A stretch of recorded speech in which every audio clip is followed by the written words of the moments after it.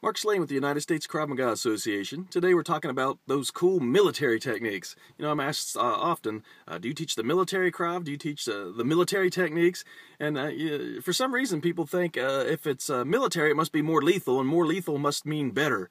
You know, if I've got, civilians that have never been in the military wanting to learn the military Krav and the military techniques. My question is always, are you in the military? Well, then why in the world do you want to learn that? It couldn't be more opposite. Think about it. In the military, it's for a battlefield. The goals are entirely different. Your goals in the military are you have to defeat what's in front of you. You have to be in a bad place to begin with. I've got to get through this person and go forward to my goal.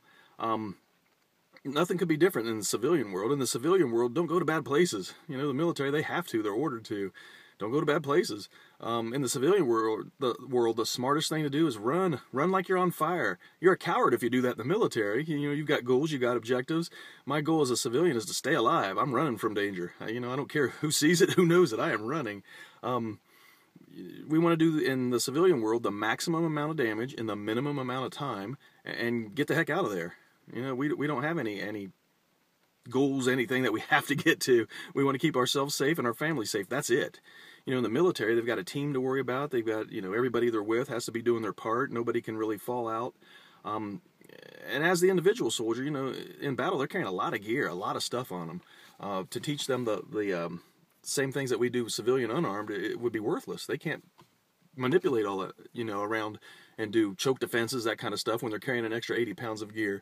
However, they've got a lot of weapons on them. Draw something from what you're carrying, even a shovel, and smack somebody in the head.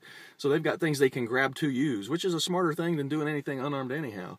Now, as civilians, we don't have stuff. Of course, I recommend to carry something. I've always got a handgun on me if it's legal, if I'm in a place where it's legal, and I've always got a knife on me.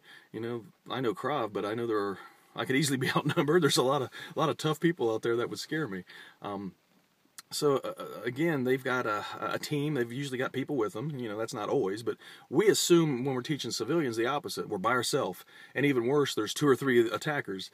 So we truly, again, have completely different things we're getting ready for, completely different goals. Again, one has to be there. They have to win this fight and go forward.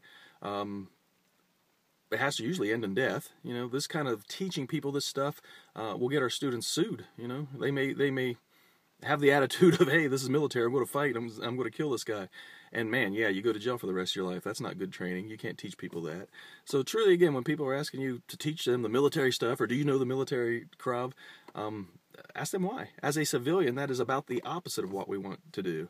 We want to teach people to not be in bad places, to run, to use whatever's around us. There's a point where we have to stop as a civilian, or we'll get sued, we'll go to jail. So truly, the only thing I see with these instructors that are teaching the military style is they've always got those BDUs on. With all those pockets, I'd have a lot of weapons. I'd have something in every pocket. So, maybe I should think about teaching with BDUs on. But other than that, the two just don't mesh. When we teach a military unit, when we teach people that are about to be deployed, it is very different training than when I'm teaching civilians.